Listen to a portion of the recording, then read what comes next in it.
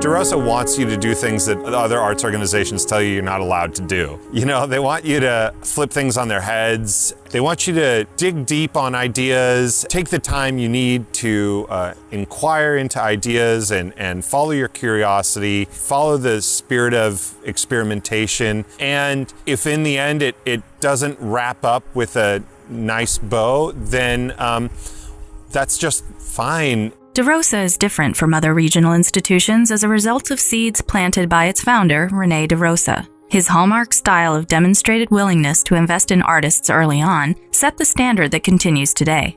Renowned conceptual artist Paul Koss describes the influence of DeRosa on his career and life in the following way. And I asked him if I could do one more piece. And this piece was the most pivotal piece of my whole art career. I made a pillar of salt, with 3 colors of salt: iodine, sulfur, and iron, red, yellow, and white. And the cattle proceeded to lick it away. And he gave me that opportunity, and it completely changed my whole career, because that's why now I work with simple, humble materials, and I respect sight. Lot's Wife changed my career. Ever since after that, I became part of what was known as the Bay Area conceptual movement. I didn't know it, but that was the first piece, and other people were simultaneously doing it. It's almost like Salk vaccine. 2 people were working on polio vaccine, but we only know Salk because he happened to reach it, I think, 3 days before the other person. DeRosa has consistently taken chances with artists that have led to great pieces of work and bodies of work that would not have existed without the support of DeRosa, and it continues to do that with Bay Area contemporary artists. My collaborators, Packard Jennings and Stuart Pittman, and I, when we were done with this whole day's event that we were doing here, we were walking out to the parking lot and we all looked at each other and said, what we just did here, we can do at Art Basel, Miami. We can do this at the Whitney. We can do this at political conventions. We can do this at the illegal roadblocks in the Texas desert where, Homeland Security is pulling over civilians for no reason. For me, the benefits of creating new work within the context of DeRosa is predominantly that DeRosa as an organization has been very open-minded and supportive to me. It's a challenge to find organizations with high visibility and big community support that want to take risks with artists who are making new and experimental work that at times has never been manifested before, brand new ideas. DeRosa's location, unique site, and gallery spaces literally offer a window onto the natural world.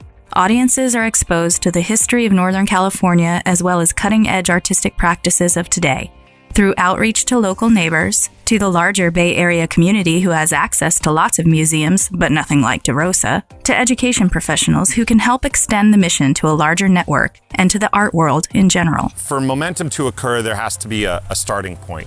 And DeRosa in the last year has been a major starting point for me for some really new, big ideas.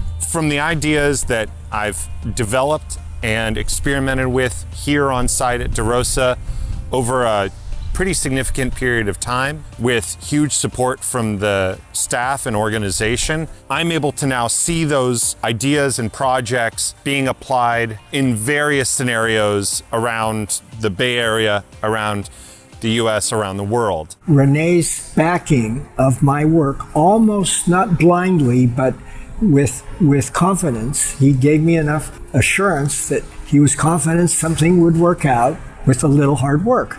And the idea of working with sight and simple, humble materials led to so many other pieces that then got me a teaching job, museum shows, fellowships and grants, probably 5 NEAs, a Guggenheim, a Rockefeller, etc. And it came via this kind of support that he early on gave me. From Paul Koss to Scott Vermeer, there are many artists who have made DeRosa their stomping grounds to test out ideas and develop new work. This practice of risk-taking and support of artists is what DeRosa strives to continue through its programming. DeRosa has embarked on a new phase in its development as the most significant center for contemporary art in Northern California and needs your support. The vision is multi-layered, with DeRosa addressing pivotal issues in the community through the creation of new work by Bay Area artists, thereby demonstrating how art can engage people in ideas that matter. Deep gratitude to both the experience, the past and the present.